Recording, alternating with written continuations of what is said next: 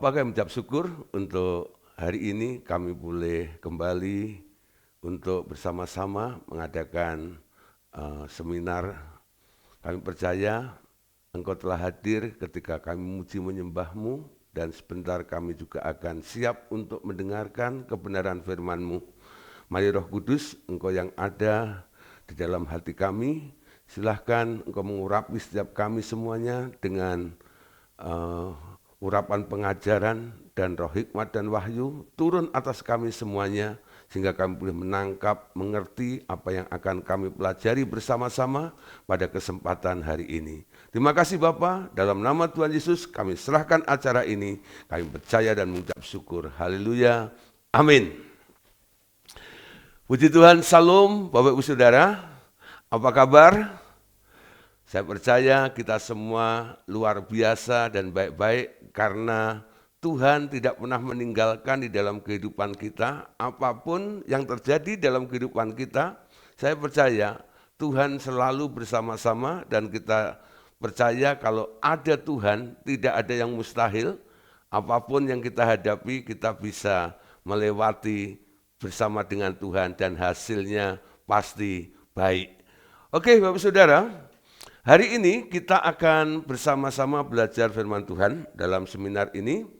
Tema yang akan kami bawakan adalah The Fullness of Christ atau kepenuhan Kristus.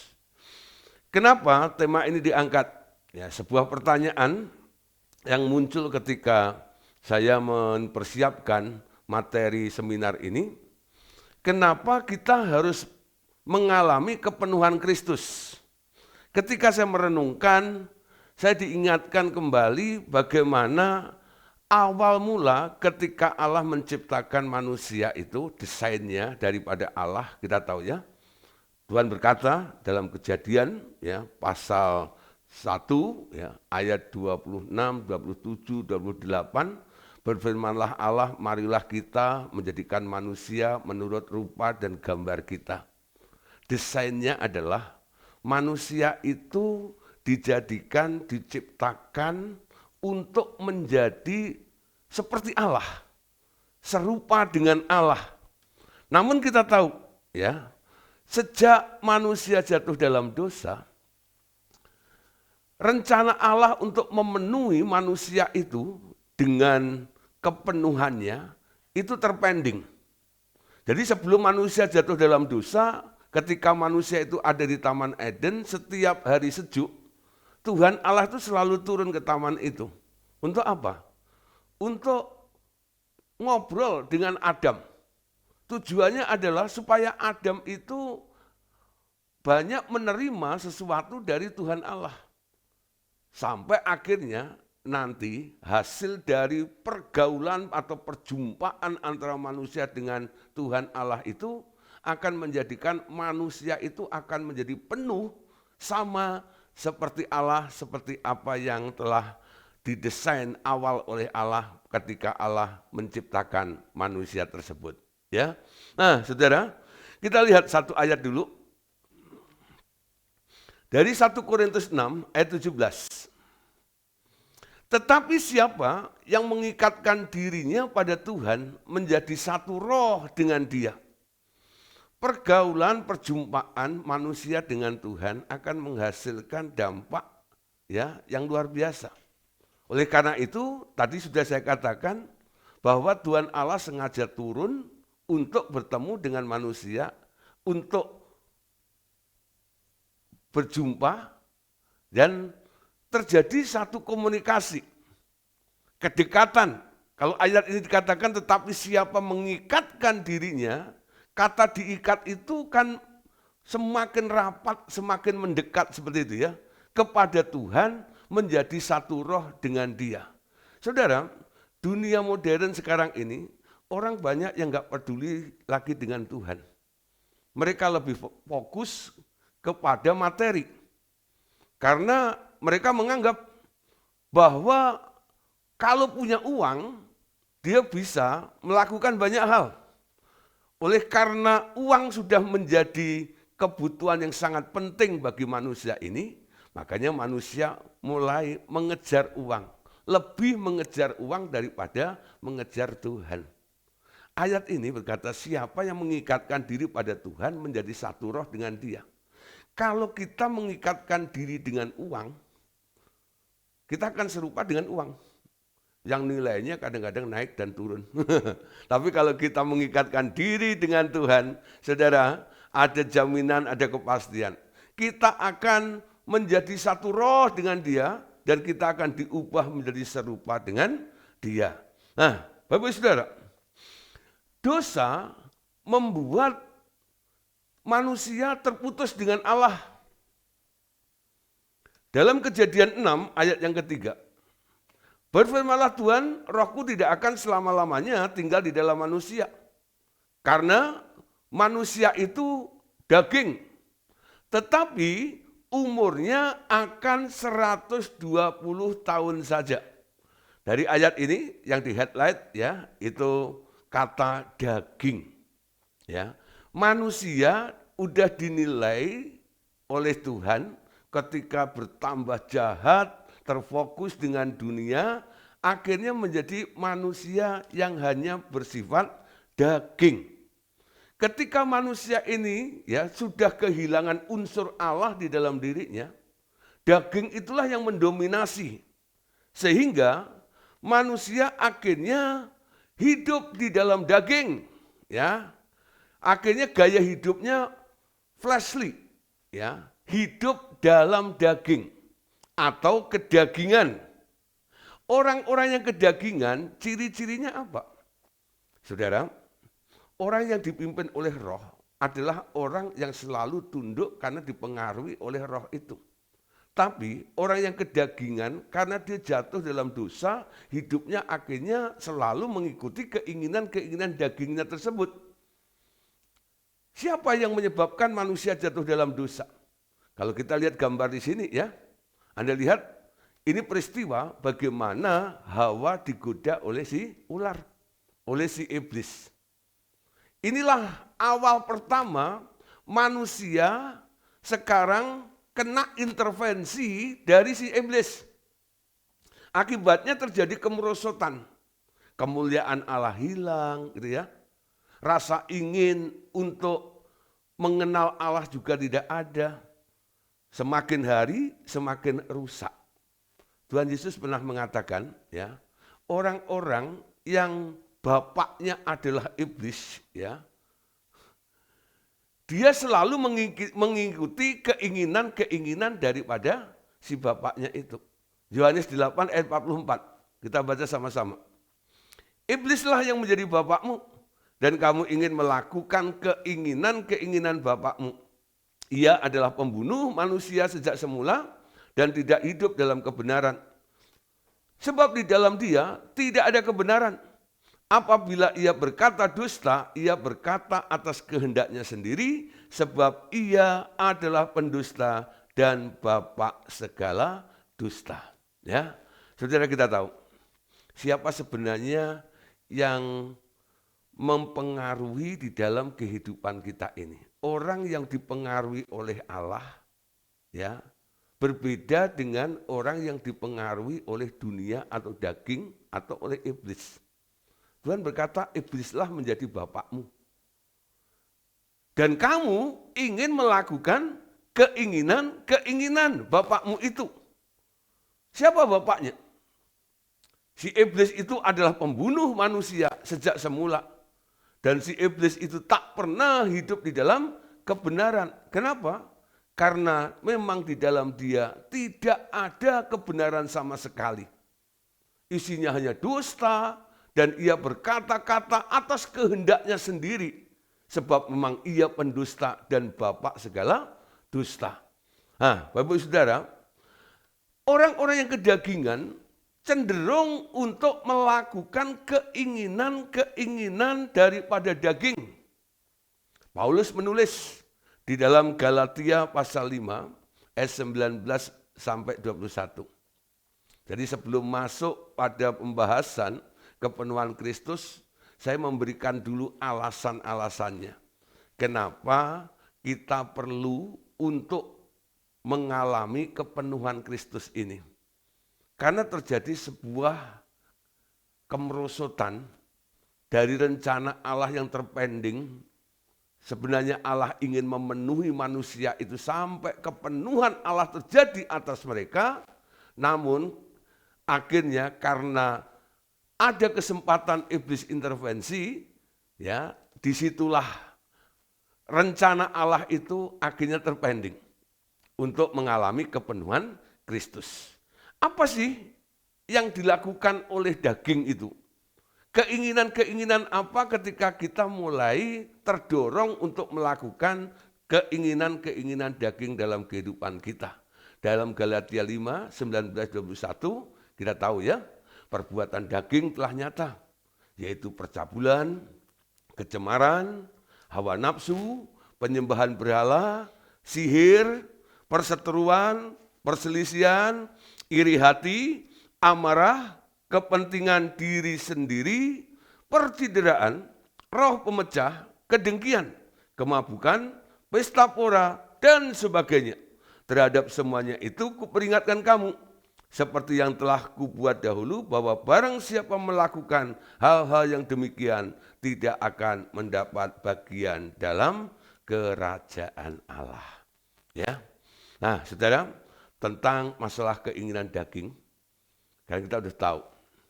Sekarang bagaimana Allah mulai babak baru untuk kembali untuk melakukan ya, sebuah progres seperti apa yang dirancang oleh Allah sejak semula untuk memenuhi manusia itu, untuk menjadi segambar dengan Dia, serupa dengan Dia, ya murni seperti Allah ketika Dia mau mengisi manusia itu kembali.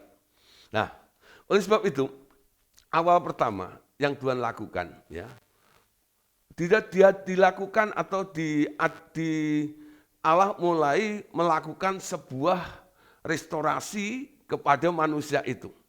Dimulai dengan pembaharuan yang dikerjakan oleh Roh Kudus dalam setiap kehidupan kita.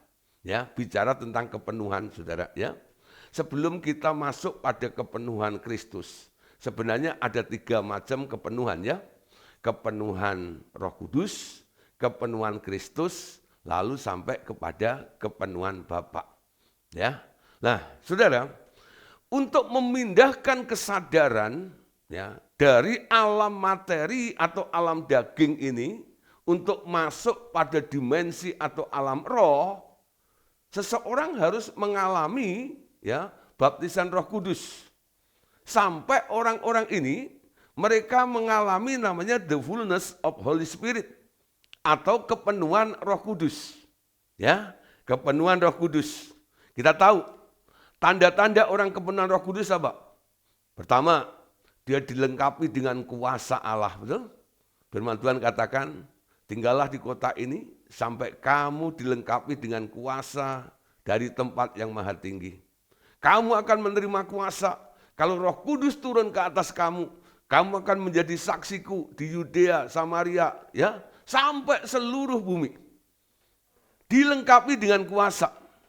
Lalu, yang kedua, tanda kepenuhan Roh Kudus adalah mereka dilengkapi dengan karunia-karunia.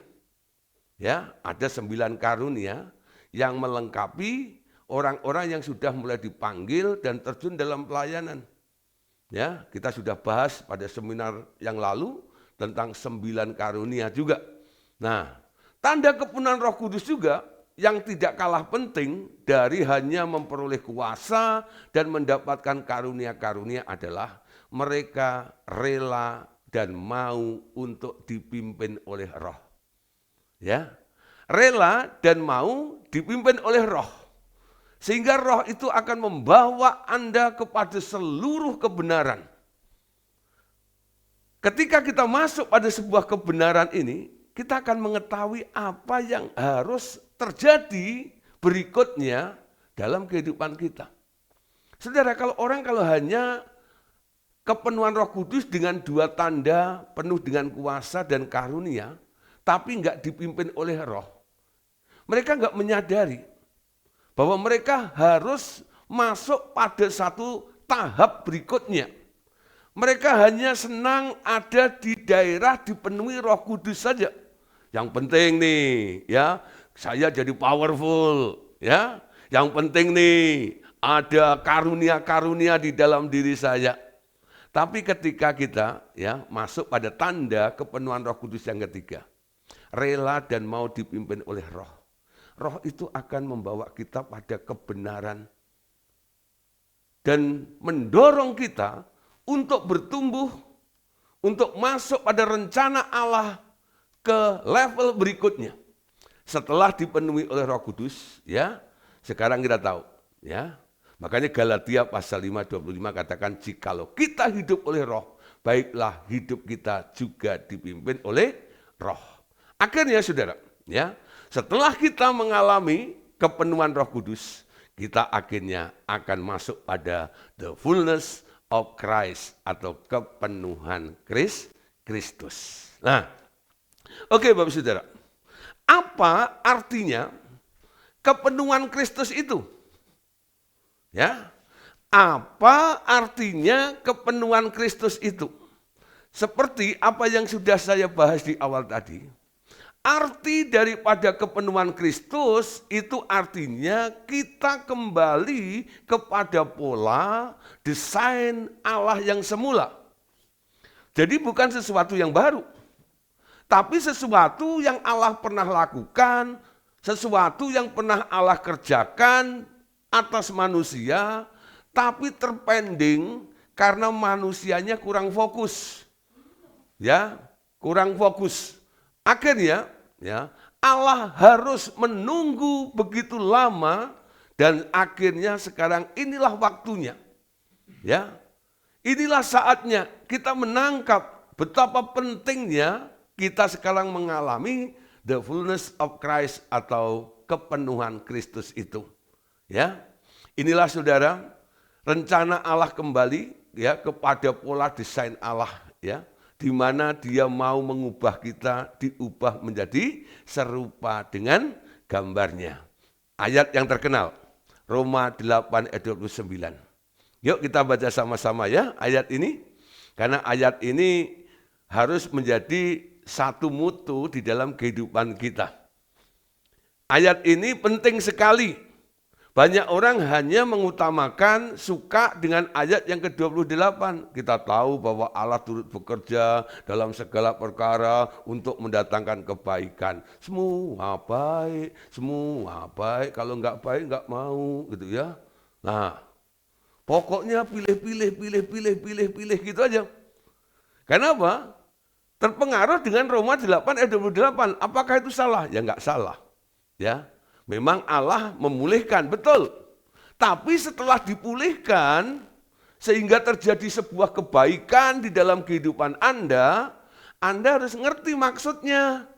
Kenapa saya dipulihkan, kenapa saya ditolong, kenapa saya diberkati, kenapa saya disembuhkan, kenapa saya diselamatkan untuk kebaikan itu. Ternyata Dia yang melakukan itu, Dia ingin memilih Anda. Roma 8 ayat 29, kita baca sama-sama ya. Sebab semua orang yang dipilihnya dari semula, mereka juga ditentukannya dari semula untuk menjadi serupa dengan gambaran anaknya. Supaya ia, anaknya itu menjadi yang sulung di antara banyak saudara. Perhatikan di sini saudara, serupa dengan gambaran anaknya. Ayat ini ya, kalau kita bandingkan dengan ketika Allah menciptakan manusia, pertama, marilah kita menjadikan manusia menurut rupa dan gambar kita. Ketika manusia itu telah dihembusi oleh Roh Allah, Tuhan berkata, nah manusia sekarang sudah menjadi seperti salah satu dari kita. Jadi salah satu seperti tiga pribadi itu jadi seperti siapa? Seperti Yesus, seperti si anak. Sekarang ya, keinginan itu kembali didengungkan. Dengan memilih Anda, sekarang Dia menentukan kita untuk dijadikan serupa dengan gambaran anaknya. Bicara tentang menjadi serupa dengan gambaran Yesus. Bagaimana kita bisa menjadi serupa, segambar dengan Yesus itu bagaimana? Ya. Bagaimana kita mengalami kepenuhan Kristus dalam kehidupan kita ini? Kita harus diubah ya untuk menjadi serupa dengan Dia. Pertama yang harus diubah dalam kehidupan kita adalah mindset kita, ya. Dari mindset kita, sekarang kita harus memiliki mind of Christ atau pikiran Kristus. Amin. Pikiran Kristus. Kita tahu bahwa untuk memperoleh yang baru, kita harus rela meninggalkan yang lama. Kalau kita tidak menanggalkan baju yang lama, kita nggak bisa mengenakan baju yang baru. Bagaimana kita bisa mengenakan pikiran Kristus di dalam kehidupan kita? Kita harus rela untuk menanggalkan cara berpikir kita. Ya, sehebat-hebatnya orang yang bisa mikir, pasti ada gagal dan salahnya. Betul? Tapi Kristus selama di muka bumi, dia nggak pernah salah mikir, betul? Dia nggak pernah salah memprediksi. Luar biasa. Ketika kita rela menanggalkan pikiran kita, cara berpikir kita, lalu mengadopsi, menggunakan, mengenakan pikiran Kristus, saya yakin saudara, ya, itu tidak ada ruginya. Tapi banyak orang kadang-kadang merasa sayang ya. Berapa kali kadang-kadang saya khotbah di beberapa gereja, saya mulai menekankan seperti ini, saudara. Manusia itu memang dari awal sebenarnya bukan diciptakan menjadi makhluk pemikir. Ya. Makhluk yang taat harusnya. Tapi manusia cenderung mau berpikir. Karena merasa kalau dia berpikir itu merasa hidup gitu loh. Kalau nggak berpikir itu rasanya ya bagaimana gitu. Nah, sekarang untuk bisa memiliki pikiran Kristus atau mind of Christ ini, kita harus rela tanggalkan. Ya, jangan terlalu banyak mikir, apa-apa jangan dipikirin. Betul? Jangan keracunan sama iklannya Cak Lontong, mikir gitu ya. Nah, waktu langit terbuka, Tuhan Yesus dibaptis, Bapak itu pesan ya kepada pengikutnya Yesus. Betul? Inilah anakku yang kukasihi, kepadanya lah aku berkenan. Pesannya apa? Pesannya apa? Pesannya apa? Inilah anakku yang kukasihi. Jadi Bapak itu memberitahu kepada khalayak semua orang yang hadir di situ bahwa Yesus yang telah dibaptis oleh Yohanes itu adalah anaknya yang diturunkan ke bumi ini. Inilah anakku, kepadanya lah aku berkenan. Ya. Nah, lalu ada tambahannya. Dengarkanlah dia. Bukan mikir gitu, bukan. Dengar. Ya, nah, mendengar lalu melakukan itu namanya taat. Ketaatan itu. Nah, saudara, memiliki pikiran Kristus itu seperti apa? Filipi 2 ayat yang kelima. Hendaklah kamu dalam hidupmu bersama menaruh pikiran dan perasaan yang terdapat juga dalam Kristus Yesus. Coba mulai perhatikan, apa saja yang dipikirkan oleh Kristus, saudara.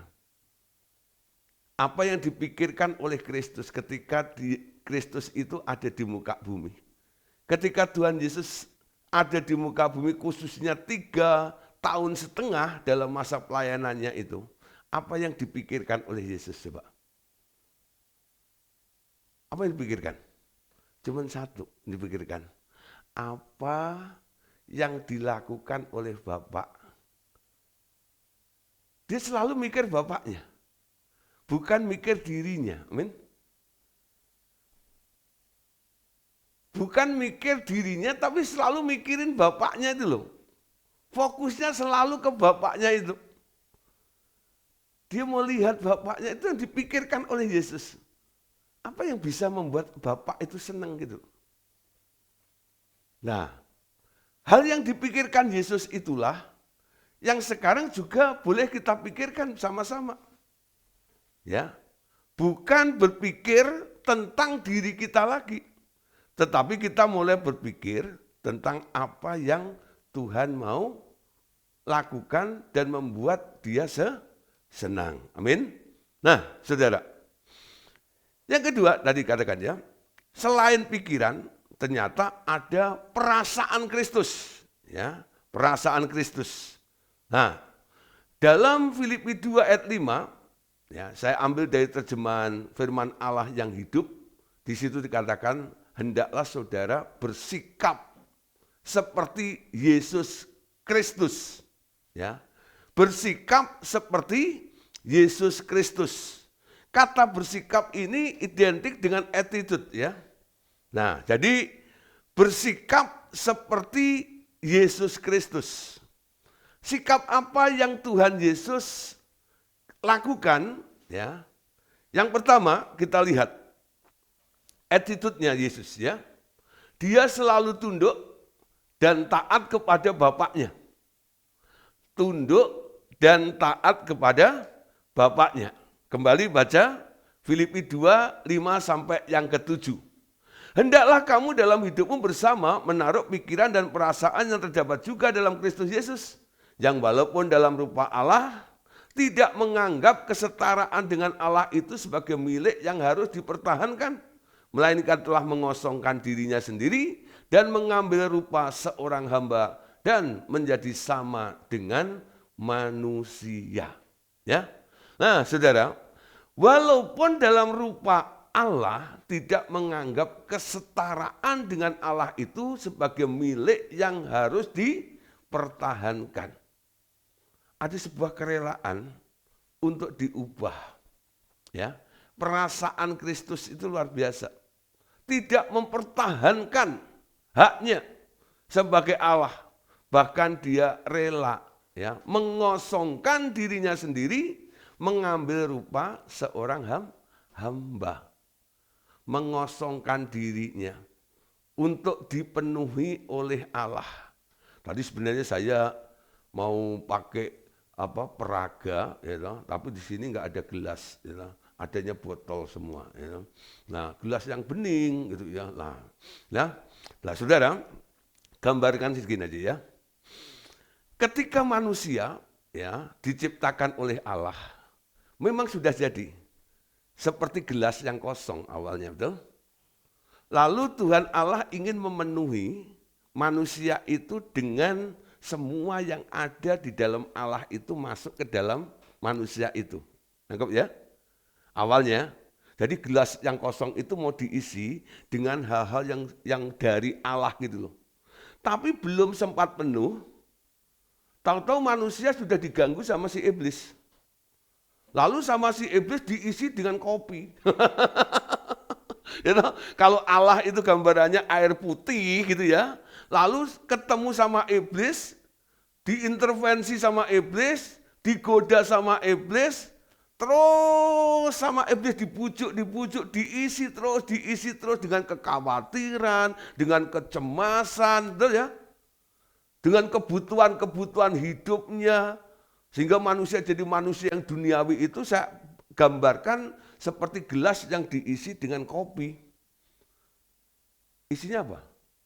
Kopi yang warnanya hitam, betul? Nah, sekarang ketika Anda percaya kepada Tuhan Yesus, darah Tuhan Yesus menetralisir kopi tadi. Atau membuang, betul? Kopinya dibuang lagi. Ya. Nah, ikut Yesus, kalau enggak mau membuang isi yang lama yang pernah iblis tuang ke dalam gelas bejana hati atau hidup Anda tadi, sampai kapanpun, walaupun Roh Kudus mencoba untuk intervensi memenuhi Anda, Kristus juga mau memenuhi Anda, kira-kira bisa enggak? Enggak bisa. Harus melakukan satu tindakan, berpikir dan punya perasaan seperti Yesus. Walaupun dikatakan ya, dalam rupa Allah tidak menganggap kesetaraan dengan Allah itu sebagai milik yang harus dipertahankan. melainkan telah mengosongkan dirinya sendiri, mengambil rupa seorang hamba. Mengosongkan, buang semua hal-hal yang bersifat daging itu. Lalu mulai fokus kepada Kristus. Loh? Kolose pasal 3 ayat 1 katakan apa? Ketika kita dibangkitkan bersama dengan Kristus, pikirkanlah perkara yang di atas, bukan yang di bumi. Enggak semua orang habis dibaptis lalu mikir yang di atas ya. Malah kadang-kadang lucu juga. Ada orang minta dibaptis ya, ikut baptisan massal. Ketika di dalam air, Saudara, padahal sebelumnya sudah saya tanya gitu ya. Sudah siap untuk mati bagi dunia ini, membuang semua keinginan-keinginan daging dan sebagainya, ya lah, dia ngangguk gitu. Tapi sebelum saya bilang, yuk sekarang ya, siap ya, dia bisikin saya gitu. Ya, Pak, tolong supaya kalau keluar dari baptisan ini toko saya rame gitu. Masih mikir-mikir kayak gitu ya. Dalam hati saya geleng-geleng aja. Ya, bisnis saya lancar Pak dan sebagainya. Nah, dalam pengarahan baptisan sudah saya tekankan. Kita semua nanti akan mati bersama dengan Yesus.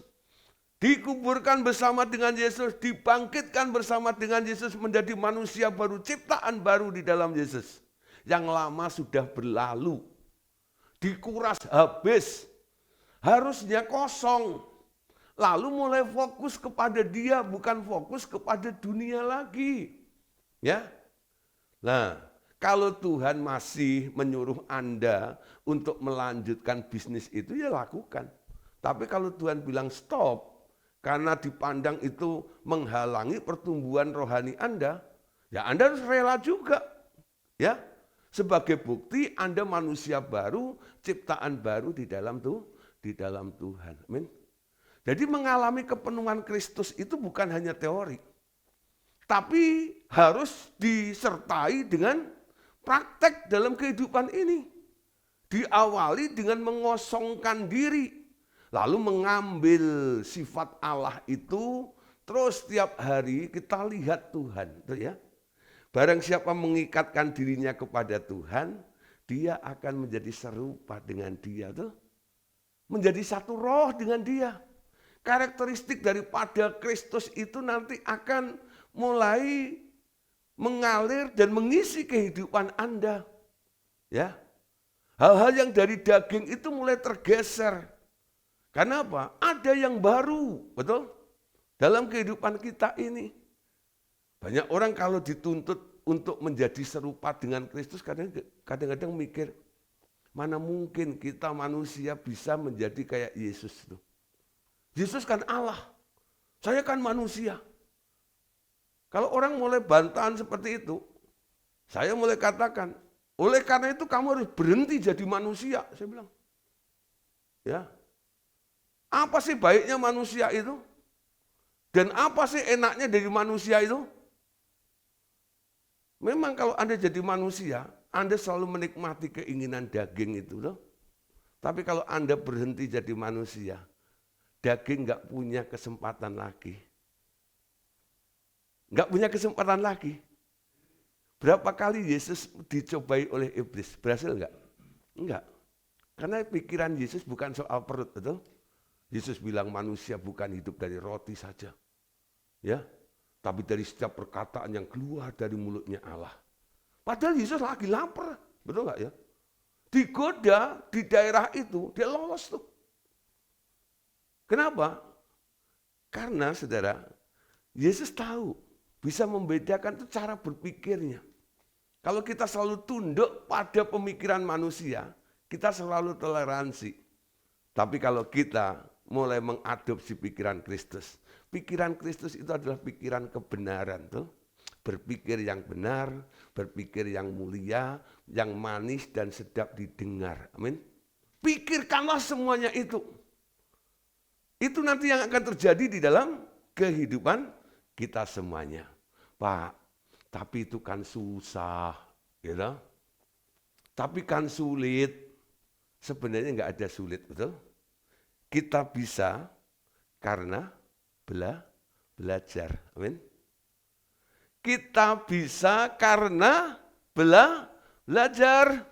Yang males belajar sampai kapanpun nggak akan bisa. Amin. Jadi Anda bisa mengalami kepenuhan Kristus? Bisa. Mungkin Anda merasa nggak sanggup. Mungkin Anda merasa nggak mampu. Bagaimana mengalami kepenuhan Kristus menjadi serupa dengan Kristus? Tapi kalau kita mau belajar, saya jamin bukan hanya 100%, 1.000.000%. Kalau Anda mau belajar, Anda pasti bisa. Amin. Kalau Anda mau belajar, Anda pasti bisa. Kalau mau jadi seperti Yesus, niru Yesus, belajarnya sama siapa? Jangan sama John. Ya. Belajarnya sama Yesus juga. Amin. Nah, saudara, Matius 11 ayat 29 sampai 30. Tuhan Yesus berkata gini. Ayat 28-nya bunyinya apa? Marilah kepadaku, hei kamu sekalian yang letih, lesu dan berbeban berat. Aku akan memberikan kelegaan kepadamu. Betul? Ini hampir sama kayak Roma 8 tadi loh. Ayat 28 itu ya. Sekarang Matius 11 ayat 28 juga. Ya, di ayat 28 yang sama itu beritanya sama ya. Jadi kayak sesuatu way out solusi gitu ya. Dari orang yang apes, dari orang yang sengsara, lalu diberi kelegaan. Dia turut bekerja sama untuk mendatangkan kebaikan. Setelah itu ada maksudnya. Kenapa semuanya dipanggil? Mereka yang letih, lesu dan beban berat ini. Mereka semuanya mau dilatih oleh Tuhan. Setelah itu Yesus berkata, pikulah kuk yang kupasang dan belajarlah kepadaku. Karena aku lemah lembut dan rendah hati, dan jiwamu akan mendapat ketenangan. Sebab kuk yang kupasang itu enak dan bebanku pun ringan. Yesus sendiri yang mengundang. Sini, belajar kepadaku. Amin. Belajar sama Yesus. Ya, belajar sama Yesus. Bagaimana cara Tuhan Yesus mengajari Anda? Ketika Anda ya sudah dimerdekakan dari setiap persoalan dalam kehidupan Anda, lalu dia taruh kuk atau pasangan kepada Anda. Ketika Anda ditaruh kuk atau pasangan itu, hidupmu enggak bebas lagi. Anda diikat bersama dengan Yesus. Betul? Satu pasangan itu ada dua, dua kayak yang melengkung itu ya.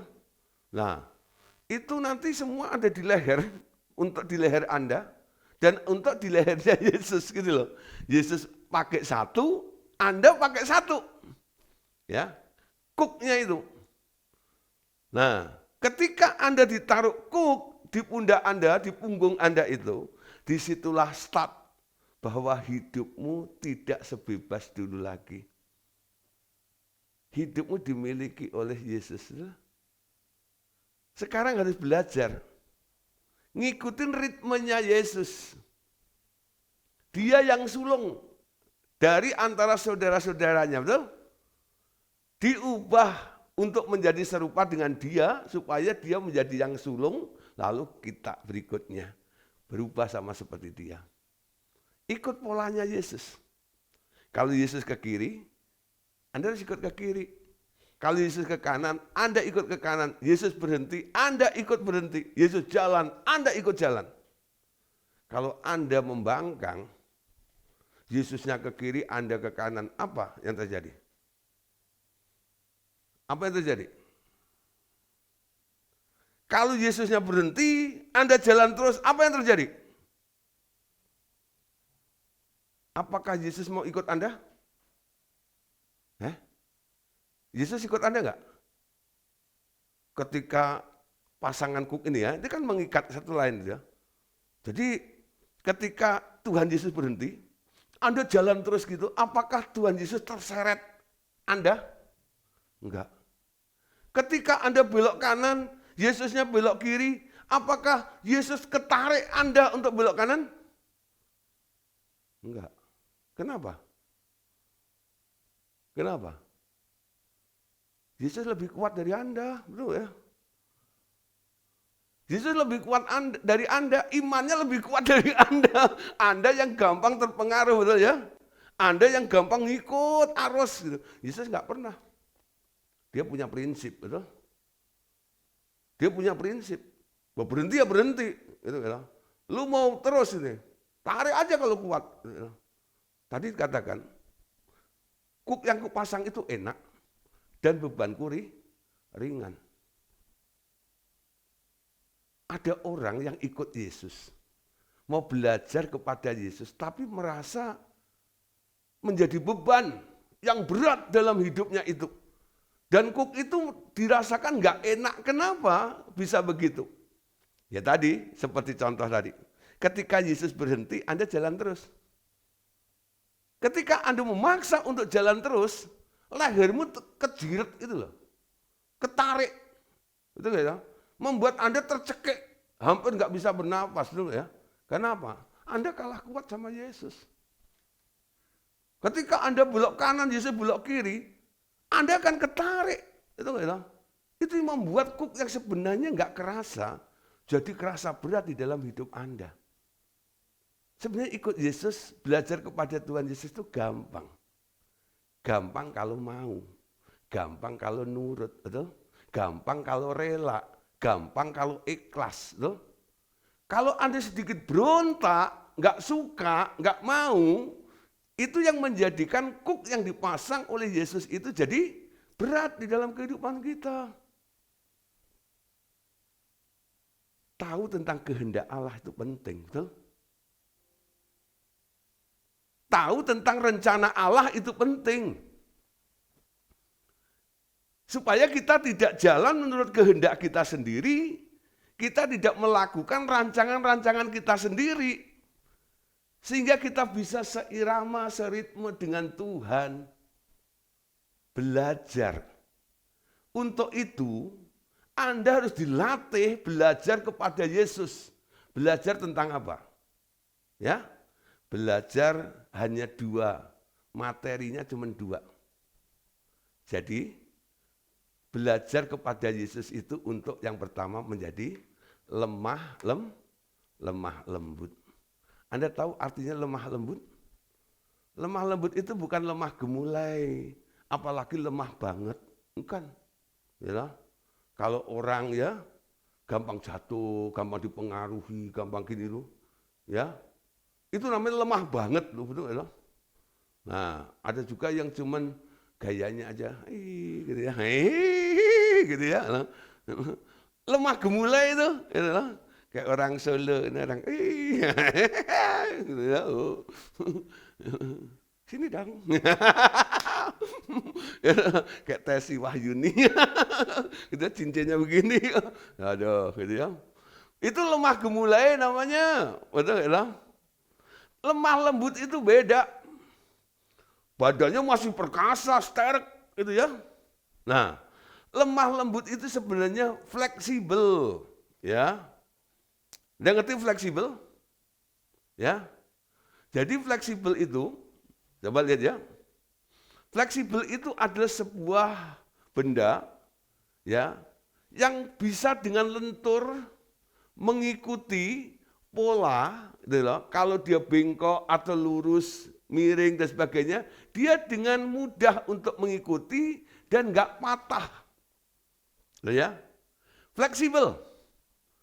Nah, ketika mengikut seperti itu, nggak ada kerusakan, nggak ada paksaan, betul ya? Kenapa? Memang sifatnya fleksibel. Yesus mau kita menjadi lemah lembut, gampang beradaptasi dengan Allah. Amin. Yang kedua, saudara, belajar kepada Yesus untuk menjadi rendah hati. Apa itu rendah hati?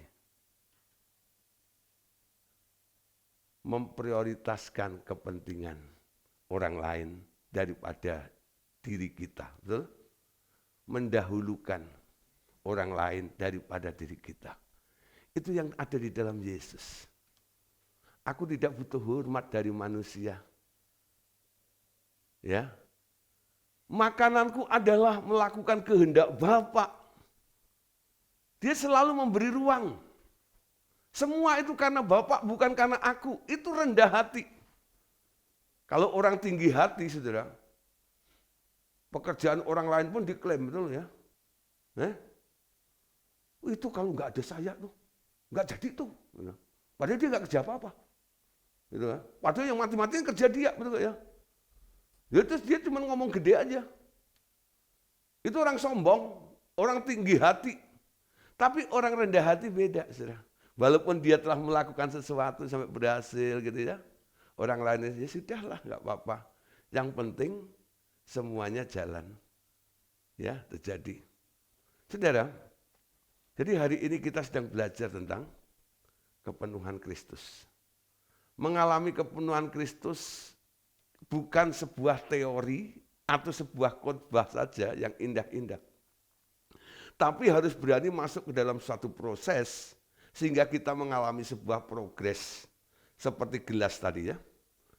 Gelas yang sudah mulai hitam tadi itu karena diisi oleh keinginan-keinginan bapakmu si pendusta iblis tadi itu harus dikuras habis. Tuh. Mengalami pengosongan. Lalu datang pada Tuhan. Inilah Tuhan, bejana hidupku. Ya. Isilah Tuhan, bejana hidupku, penuhi sampai mengalami kepenuhan Kristus. Biar ini menjadi doa kita semuanya pada saat ini. Bawa dirimu, kalau ada hal-hal yang masih duniawi, yang masih penuh di dalam dirimu, kuras habis. Minta Roh Kudus untuk membongkar. Supaya apa? Supaya bersih. Supaya kosong. Sehingga ketika Anda ketemu dengan Yesus, Anda siap untuk dipenuhi, diisi dengan karakteristik Yesus. Dengan sifatnya Yesus, dengan hatinya Yesus. Saudara. Tapi harus mau dikosongkan dulu. Katakan Tuhan, Roh Kudus aku beri otoritas 100%. Bongkar semua.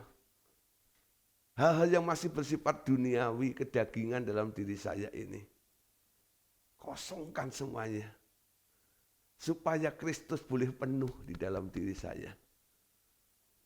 Ya. Lalu mulai belajar. Diajar oleh Tuhan Yesus untuk jadi orang yang fleksibel. Orang yang lemah lembut. Dan rendah hati. Amin. Nah, di sini saudara, ini kuncinya. Saya percaya, kalau Bapak Ibu Saudara mau menjalankan seperti apa yang kita bahas pada hari ini, saya percaya, untuk mengalami kepenuhan Kristus enggak nunggu sampai akhir zaman. Ya, dengan cepat Anda akan melihat perubahan dan dampak di dalam kehidupanmu, sehingga manifestasi Kristus itu semakin dapat dilihat dengan cepat oleh orang-orang di sekitar kita. Amin. Mari kita berdoa. Bapak, kami ucap syukur untuk hari ini. Kami boleh bersama-sama membahas tentang kepenuhan Kristus. Kami percaya bahwa dari sejak awal Engkau memang telah merancangkan, mendesain dengan pola ini ke dalam diri manusia. Tapi karena kebodohan kami manusia kala itu, sehingga manusia akhirnya jatuh ke dalam dosa. Tapi kami percaya karena kasih Bapa akan dunia ini, Kristus datang menyelamatkan kami semuanya.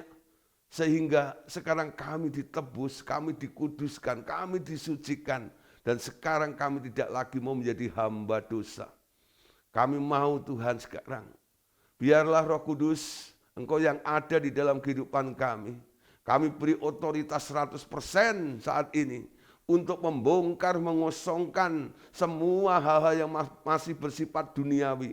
masih bersifat daging dalam kehidupan kami. Kuras habis semuanya, supaya progres kepenuhan Kristus itu lebih cepat terjadi di dalam kehidupan kami. Biar Kristus semakin nyata, biar Kristus semakin berdampak di dalam kehidupan kami. Inilah Tuhan kerinduan kami dan inilah doa kami. Terima kasih. Dalam nama Tuhan Yesus Kristus kami ucap syukur dan berdoa. Yang percaya mari katakan bersama-sama. Amin. God bless you.